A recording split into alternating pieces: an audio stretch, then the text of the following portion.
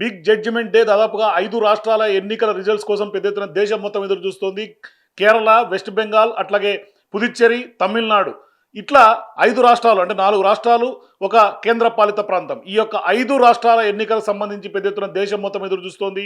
ఇప్పటికే వెస్ట్ బెంగాల్కి సంబంధించినటువంటి ఎన్నిక పైన హోరాహోరీ పోరు జరిగినటువంటి నేపథ్యంలో ఇప్పటికే ఎగ్జిట్ పోల్ ఫలితాలు కూడా వచ్చిన తర్వాత ఇవాళ పెద్ద ఎత్తున ఉదయం 8 గంటలకు ప్రారంభమైనటువంటి కౌంటింగ్ ప్రక్రియలో మొదట పోస్టల్ బ్యాలెట్ సంబంధించినటువంటి యొక్క ఓట్లను లెక్కిస్తారు. అది 8:30, 8:40 ప్రాంతాలకి ఒక క్లారిటీ వచ్చే అవకాశం ఉంటుంది. పోస్టల్ బ్యాలెట్లో ఏ పార్టీ ముందంజలో ఉంది అంటూ కూడా.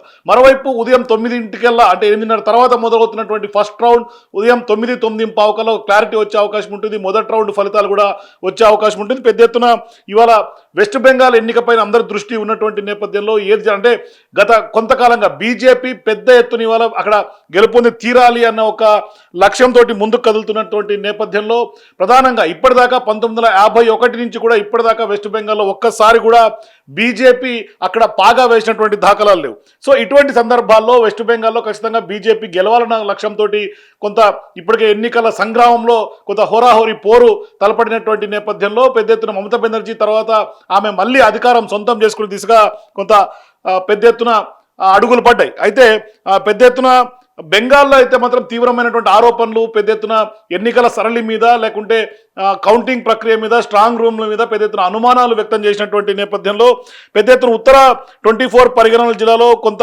రోడ్డు పక్కనే చెత్తలోనే వీవీప్యాట్ స్లిప్పులు పడేసినటువంటి నేపథ్యంలో పెద్ద ఎత్తున బెంగాల్లో అర్ధరాత్రి మరోసారి కలకలం రేగింది. అంటే గతంలో ఏ విధంగా అయితే పెద్ద ఎత్తున పూర్తి స్థాయిలో స్ట్రాంగ్ రూముల వద్ద గత హైడ్రామా నడిచిందో, సో అటువంటి సందర్భాల్లోనే వీవీప్యాట్లకు సంబంధించినటువంటి స్లిప్పులు రోడ్డు పక్కన పడి ఉన్నటువంటి నేపథ్యంలో కొంత కలకలం రేగినటువంటి నేపథ్యంలో వీడియో వైరల్ అయింది. దీంతో కలెక్టర్ ఇప్పుడు విచారణకు ఆదేశించారు. మరోవైపు ఖచ్చితంగా ఇప్పటికే ఎగ్జిట్ పోల్ ఫలితాల ప్రకారం అస్సాం మళ్ళీ బీజేపీదే సొంతమయ్యే అవకాశాలు ఉన్నట్టుగా మొత్తం 126 అసెంబ్లీ స్థానాలకు సంబంధించినటువంటి అస్సాంలో మ్యాజిక్ ఫిగర్ 64గా మనకు కనిపిస్తోంది. అస్సాంలో ఖచ్చితంగా బీజేపీ మళ్ళీ హేమంత్ బిశ్వ శర్మ అక్కడ సీఎంగా అయ్యే అవకాశం ఉంది. బీజేపీ ఆయన నాయకత్వంలో కొంత అధికారం ఎన్డీఏ సొంతం చేసుకునే అవకాశం ఉంటాయంటూ కూడా ఎగ్జిట్ పోల్ ఫలితాలు ఇచ్చాయి. మరోవైపు జోలుక్ బారి నుంచి కూడా సీఎం హేమంత్ అక్కడ పోటీ చేసినటువంటి పరిస్థితి. మరోవైపు కేరళ గురించి మాట్లాడుకుంటే ప్రధానంగా మొత్తం 140 అసెంబ్లీ స్థానాలకు గాను మ్యాజిక్ ఫిగర్ 71గా కనిపిస్తుంది. కేరళలో యూడీఎఫ్ అధికారంలోకి రావచ్చు అంటూ కూడా ఎగ్జిట్ పోల్స్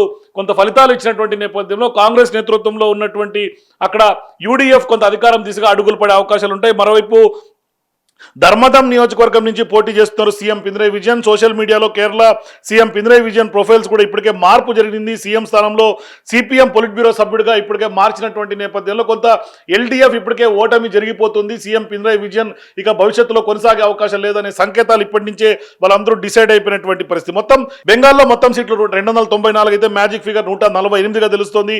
బీజేపీ టీఎంసీ మధ్య టైట్ ఫైట్ నడిచింది.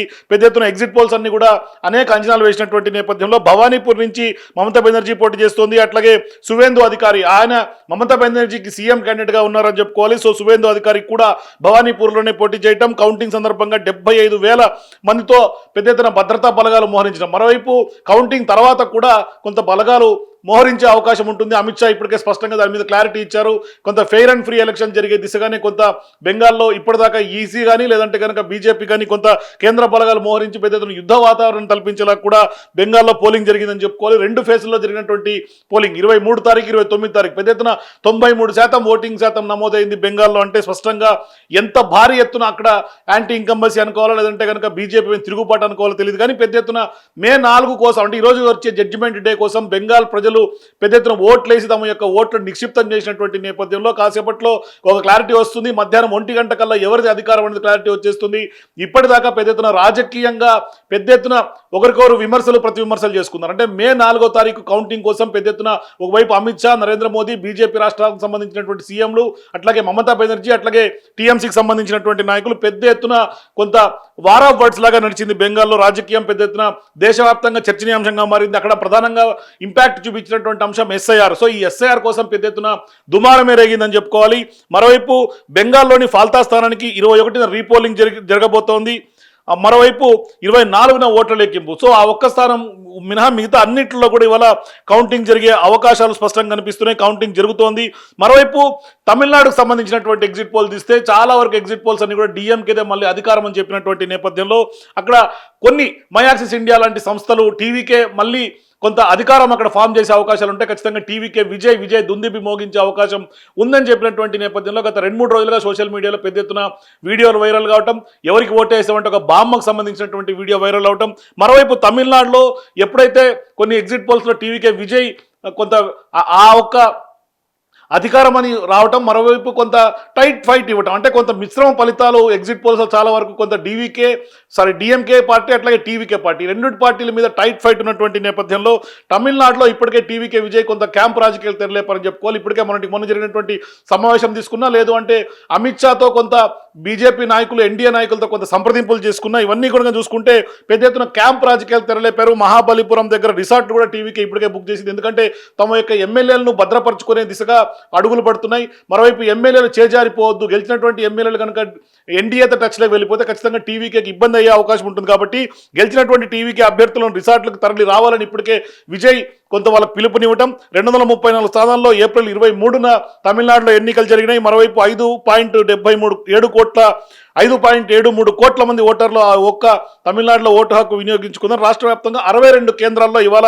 పెద్ద ఎత్తున కాసేపటి క్రితమే కౌంటింగ్ అయితే స్టార్ట్ అయింది. సో ఇప్పుడు మొదట పోస్టల్ బ్యాలెట్ లెక్కించే అవకాశమే స్పష్టంగా కనిపిస్తుంది. ఇప్పటికే పోస్టల్ బ్యాలెట్లన్నీ కూడా ఓపెన్ చేసి కౌంటింగ్ చేస్తున్నటువంటి ప్రక్రియ కొనసాగుతుంది. తర్వాత ఈవీఎం ఓట్లను కౌంట్ చేస్తారు అధికారులు. మొత్తం 118 స్థానాలకు సంబంధించినటువంటి మెజారిటీ వస్తే మ్యాజిక్ ఫిగర్ మీట్ అయ్యే అవకాశం ఉంటుంది. అధికారులు ఎవరు వస్తారన్న ఉత్కంఠ తమిళనాడు వైపు ఉంది. మరోవైపు తమిళనాడు వెస్ట్ బెంగాల్కి సంబంధించి ప్రధానమైనటువంటి ఉత్కంఠ నెలకొంది. సో ఇప్పుడు డిఎంకే అన్నా డిఎంకే కూటమి విజయ్ టీవీకేల మధ్య ప్రధానమైనటువంటి పోటీ తమిళనాడులో ఉండి కౌంటింగ్ కేంద్రాల వద్ద పెద్ద ఎత్తున ఇప్పటికే 5 రాష్ట్రాలకు సంబంధించినటువంటి అన్ని కౌంటింగ్ కేంద్రాల వద్ద కూడా భారీగా అక్కడ బలగాలు మోహరించడం, మరోవైపు మీడియా కొంత కట్టుదిట్టమైనటువంటి ఏర్పాట్లు చేయడం, మీడియా సెంటర్లు ఏర్పాటు చేయడం, మరోవైపు ఏజెంట్లను కూడా క్షుణ్ణంగా తనిఖీ చేసి మాత్రమే లోపలికి పంపించినటువంటి నేపథ్యం. ప్రత్యేకమైనటువంటి భద్రతా బలగాలు అట్లాగే సీసీ కెమెరాల పహారాలోనే కొంత ఈ యొక్క కౌంటింగ్ జరుగుతుంది. మొత్తం రాష్ట్ర వ్యాప్తంగా పెద్ద ఎత్తున 3.6 లక్షల మంది సిబ్బంది యొక్క కౌంటింగ్ తమిళనాడులో కొంత యొక్క విధులు నిర్వహిస్తున్నారు. ప్రతి కౌంటింగ్ టేబుల్ వద్ద కూడా మైక్రో అబ్జర్వర్లను ఏర్పాటు చేశారు. ఏ ఒక్క చిన్న తేడా వచ్చినా కూడా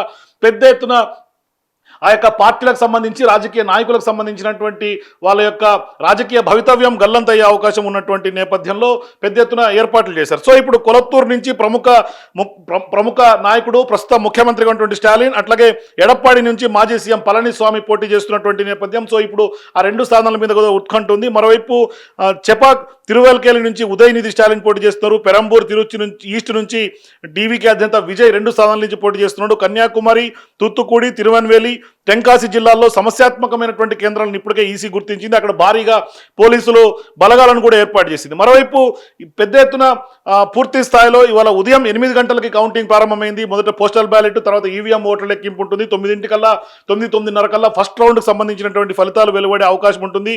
పెద్ద ఎత్తున కౌంటింగ్ అయితే కట్టుదిట్టమైనటువంటి ఏర్పాట్లు చేశారు. పశ్చిమ బెంగాల్ సహా తమిళనాడు, కేరళ, అస్సాం, పుదుచ్చేరిలో కౌంటింగ్ ప్రక్రియ స్టార్ట్ అయింది. పెద్ద ఎత్తున అవాంఛనీయ సంఘటనలు, ఎటువంటి సంఘటనలు జరగకుండా భద్రతా బలగాలు అయితే మోహరించారు.